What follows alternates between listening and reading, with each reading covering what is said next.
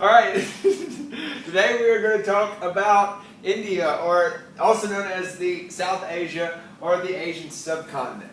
Now, this early river valley civilization was about around the Indus River, and the Indus flooded regularly, twice a year, almost the exact same time of year, which made food production very easy. And this was actually the largest early river valley civilization of its time. Now, there were over 1,500 sites found in the region. Here you can kind of see on this map all the different cities located in the Indus Valley.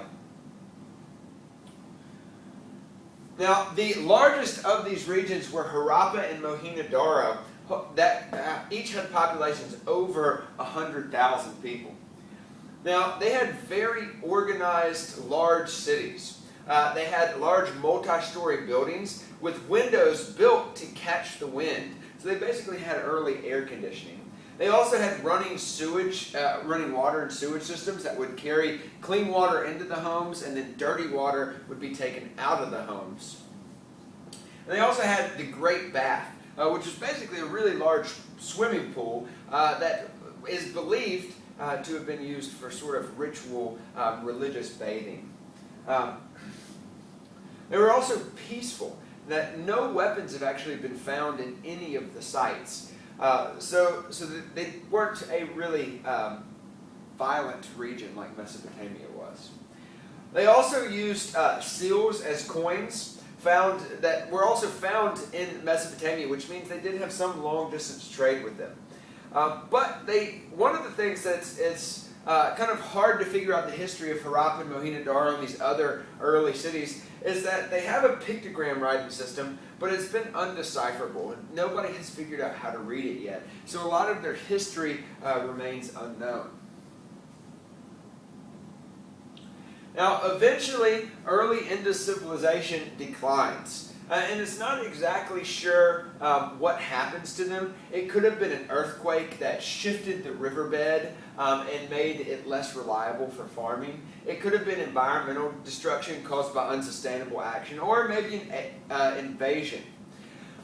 We do know that around the same time they declined, another group of people came into the region, and these were nomadic people known as Aryans, also called Indo-Europeans. They came all the way from up around Eastern Europe down through Asia to South Asia. They migrated there and then sort of took over the region. Now, they spoke and wrote in Sanskrit, and most of what we know about them is because of the Vedas, which were religious texts that describe their beliefs and their history. Now, the Aryans brought to South Asia a social hierarchy, which is known as the caste system.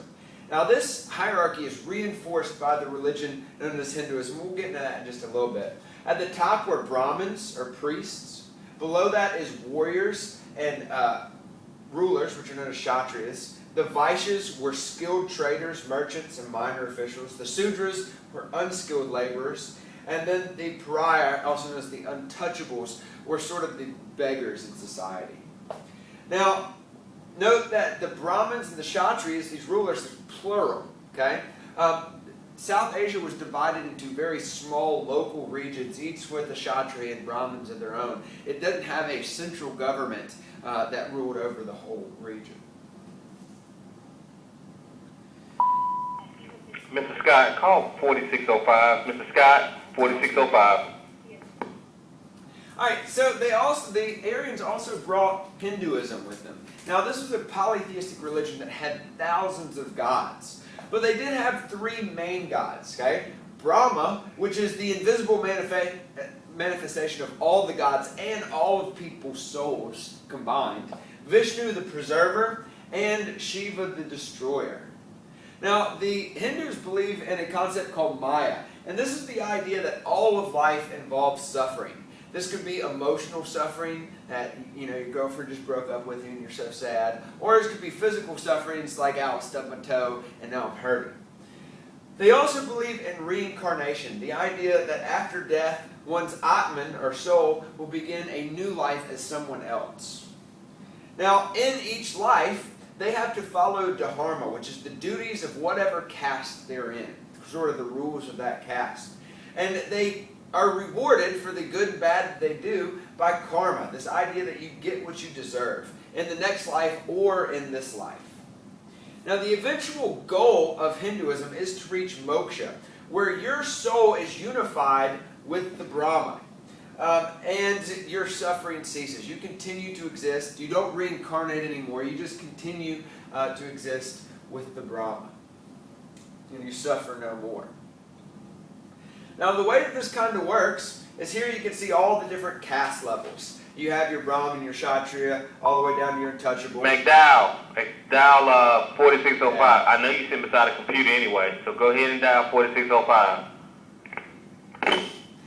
You also have below that the untouchables, animals. Okay, so you have greater animals, lesser animals, and above the human castes, a person would become a god all the way up to moksha. Now, each column represents a different life that somebody would live.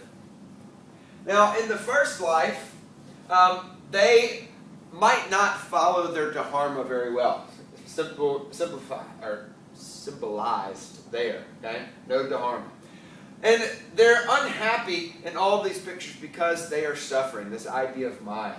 Now, if you don't follow your dharma, in the next life you would get bad karma and you would get moved down to a lower caste. But eventually, if this person learned from their mistakes, and if they could, and the next life they followed the dharma, it would get moved back up.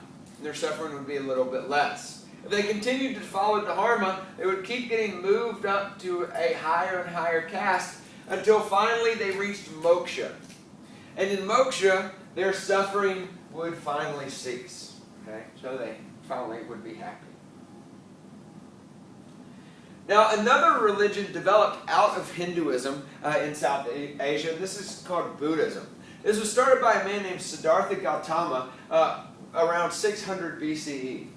Now, he was originally a Kshatriya, a Hindu prince who lived a very sheltered life. He was very rich, protected by his father. He had wife and kids. But one day he ventured out and saw an old man, a sick man, and a dead body.